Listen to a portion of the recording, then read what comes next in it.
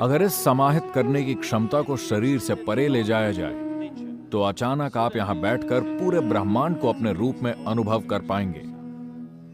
और ये 21 जून दुनिया के लिए बहुत ही महत्वपूर्ण है। योग शब्द का अर्थ है जुड़ना। जुड़ने का मतलब है, आज यह एक वैज्ञानिक तथ्य है कि यह सारी सृष्टि सिर्फ एक ऊर्जा है जो कई सारे तरीकों से प्रकट हो रही है। अगर आप इसे अपने अनुभव की दृष्टि से देखें तो आप जो सांस बाहर छोड़ रहे हैं वही सांस पेड़ अंदर ले रहे हैं, जो वो बाहर छोड़ रहे हैं हम अंदर ले रहे हैं। इसका मतलब यह है कि हमारे फेफड़ों का आधा भाग वहां लटक रहा है, आपके फेफड़ों का आधा भाग वहां लटक रहा है ना?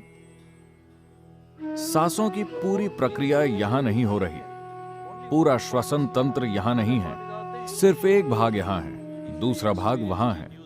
अगर यह बात हम अनुभव के स्तर पर जानते तो किसी को भी हमें यह कहने की जरूरत नहीं होती कि पेड़ मत काटो, पर्यावरण की रक्षा करो।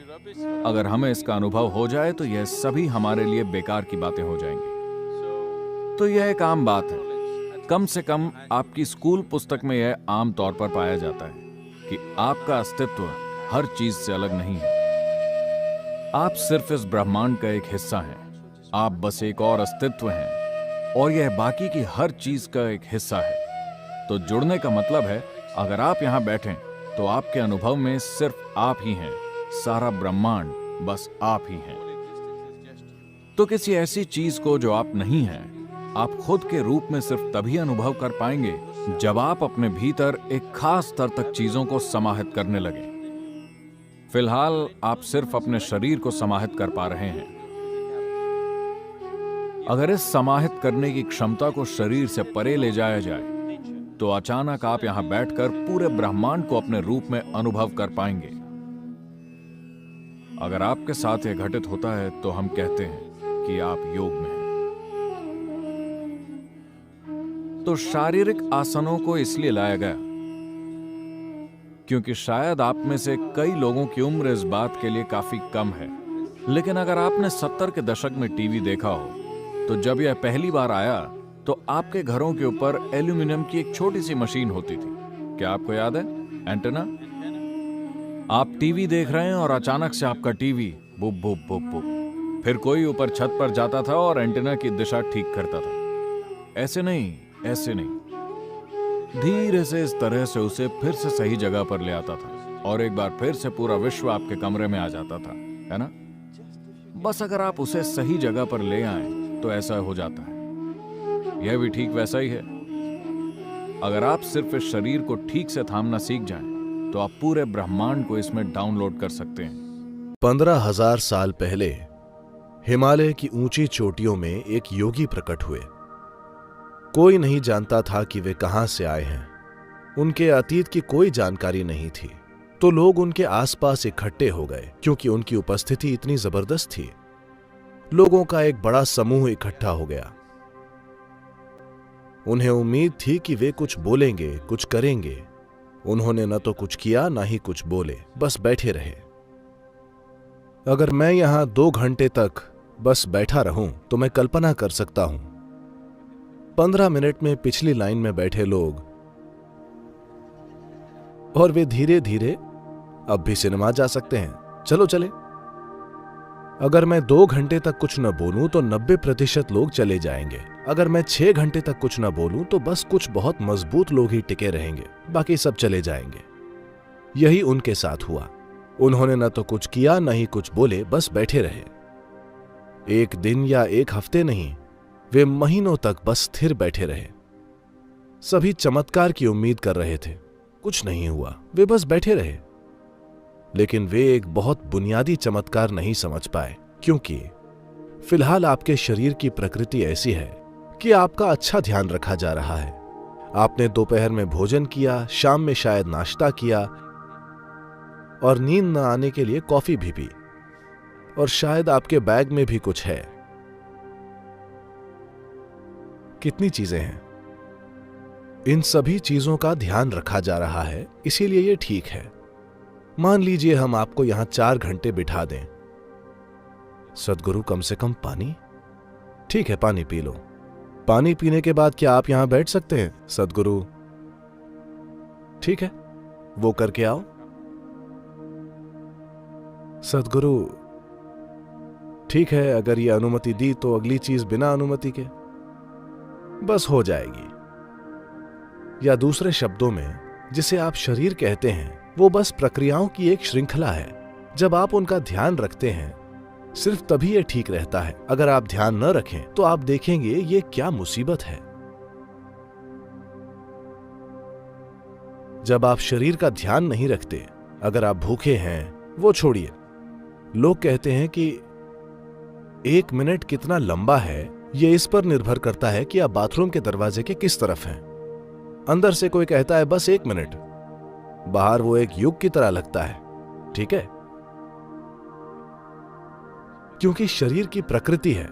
अगर आप इसका ध्यान न रखें तो यह बहुत बड़ी मजबूरी बन जाएगी और बहुत परेशान करेगी। पर वे बस बैठे रहे। उन्होंने न तो कुछ खाया, न पिया, न ही शौच गए, बस स्थिर बैठे रहे। लोगों को यह भी समझ नहीं आ रहा था कि वे जिंदा हैं या मर गए। उनके जीवित होने का एक ही लक्षण था कि रुक रुक कर उनके गालों पर परमानंद के आंसू बह रहे थे, वरना वे बिना हिले डुले बैठे रहे। तो बस 7 लोग रुके रहे। उन्हें उनके इस तरह बैठने का चमत्कार समझ आया, क्योंकि अगर वे इस तरह बैठे हैं तो इसका मतलब यह है कि वो भौतिकता से परे हैं, वरना वे ऐसे बैठ ही नहीं सकते। ये 7 लोग रुके रहे और आज हम उन 7 को सप्तऋषियों के नाम से जानते हैं। ये आदियोगी के पहले शिष्य थे।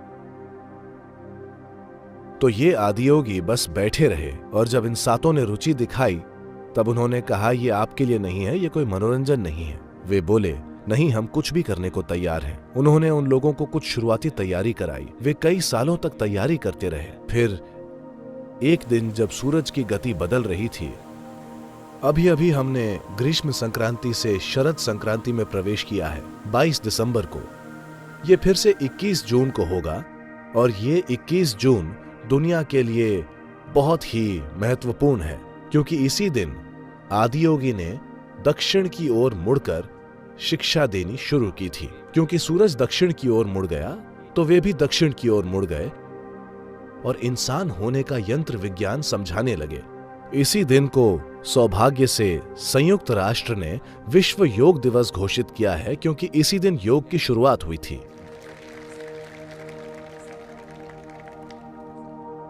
इंसानी यंत्र विज्ञान को समझने की ये अद्भुत प्रक्रिया शुरू हो गई।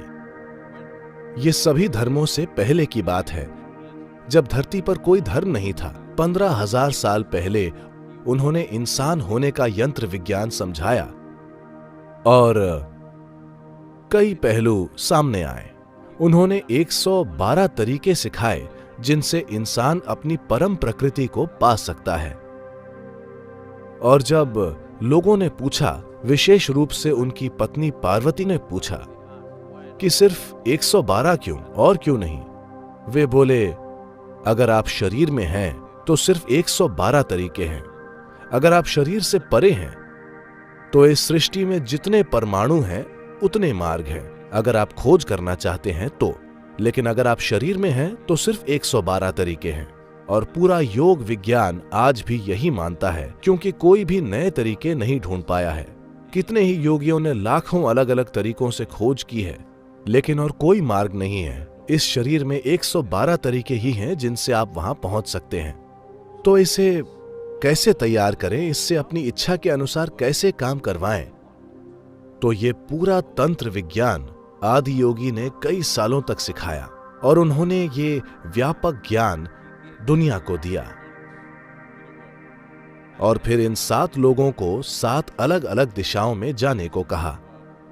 एक मध्य एशिया गए, एक उत्तरी अफ्रीका गए, एक दक्षिण अमेरिका गए, एक दक्षिण पूर्वी एशिया गए, एक हिमालय पर्वत के भारतीय हिस्से में आए, एक उनके साथ रुक गए और एक अन्य जो हमारे लिए बहुत महत्वपूर्ण है, अगस्त्य मुनि, वे दक्षिण की ओर आए। उन्हें दक्षिण दिव्य दर्शन का जनक माना जाता है, क्योंकि उन्होंने विंध्या पर्वत के दक्षिण में एक भी इंसानी आबादी को नहीं छोड़ा।